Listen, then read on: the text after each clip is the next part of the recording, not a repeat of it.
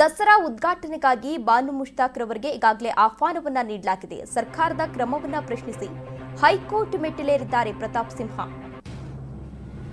ದಸರಾ ಉದ್ಘಾಟನೆಗಾಗಿ ಬಾನು ಮುಷ್ತಾಕ್ಗೆ ಆಹ್ವಾನವನ್ನ ನೀಡಲಾಗಿತ್ತು. ಸರ್ಕಾರದ ಕ್ರಮವನ್ನ ಪ್ರಶ್ನಿಸಿ ಹೈಕೋರ್ಟ್ ಮೆಟ್ಟಿಲೇರಿದ್ದಾರೆ ಪ್ರತಾಪ್ ಸಿಂಹ. ಸರ್ಕಾರದ ಕ್ರಮಕ್ಕೆ ತಡೆ ನೀಡುವಂತೆ ಕೋರಿ ಅರ್ಜಿಯನ್ನ ಸಲ್ಲಿಕೆ ಮಾಡಲಾಗಿದೆ. ಹೈಕೋರ್ಟ್ಗೆ ಅರ್ಜಿಯನ್ನ ಸಲ್ಲಿಸಿದ್ದಾರೆ ಮಾಜಿ ಸಂಸದ ಪ್ರತಾಪ್ ಸಿಂಹ ಅವರು.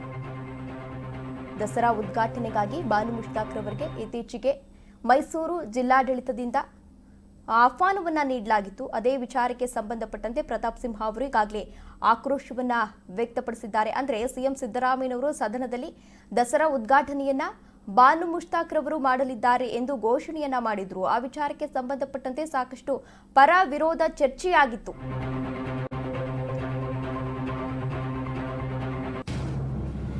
ದಸರಾ ಉದ್ಘಾಟನೆ ವೇಳೆ ಚಾಮುಂಡೇಶ್ವರಿ ಪ್ರತಿಮೆಗೆ ಪುಷ್ಪಾರ್ಚನೆಯನ್ನ ಮಾಡಬೇಕು, ವೇದ ಮಂತ್ರ ಹಾಗೂ ಧಾರ್ಮಿಕ ಆಚರಣೆಗಳೊಂದಿಗೆ ಉದ್ಘಾಟನೆಯನ್ನ ಮಾಡಬೇಕು ಎಂದಿದ್ದಾರೆ. ಮುಷ್ತಾಕ್ ಹಿಂದೂ ವಿರೋಧಿ, ಕನ್ನಡ ವಿರೋಧಿ ಭಾವನೆಯನ್ನ ಹೊಂದಿದ್ದಾರೆ. ಸರ್ಕಾರ ಏಕಪಕ್ಷೀಯವಾಗಿ ಬಾನು ಮುಷ್ತಾಕ್ರನ್ನ ಆಯ್ಕೆಯನ್ನ ಮಾಡಿದೆ. ಮೈಸೂರಿನ ರಾಜಮನೆತನದವರು ಕೂಡ ಸರ್ಕಾರದ ನಡೆಯನ್ನ ವಿರೋಧಿಸಿದ್ದಾರೆ. ಸರ್ಕಾರದ ನಿರ್ಧಾರದಿಂದ ಹಿಂದೂಗಳ ಭಾವನೆಗೆ ಘಾಸಿ ಉಂಟಾಗಿದೆ.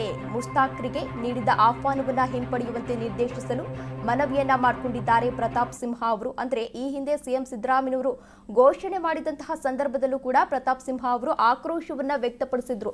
ಅಂದ್ರೆ ಕನ್ನಡಾಂಬೆಯನ್ನ ಭುವನೇಶ್ವರಿಯನ್ನಾಗಿ ನೋಡದ ಬಾನು ಮುಷ್ತಾಕ್ ರವರು ದಸರಾವನ್ನ ಹೇಗೆ ಉದ್ಘಾಟನೆಯನ್ನ ಮಾಡ್ತಾರೆ ಎಂದು ಈ ಹಿಂದೆ ಒಂದು ಟ್ವೀಟ್ ಮೂಲಕ ಆಕ್ರೋಶವನ್ನ ವ್ಯಕ್ತಪಡಿಸಿದ್ರು. ಪರ ವಿರೋಧ ಚರ್ಚೆಯಾಗಿತ್ತು.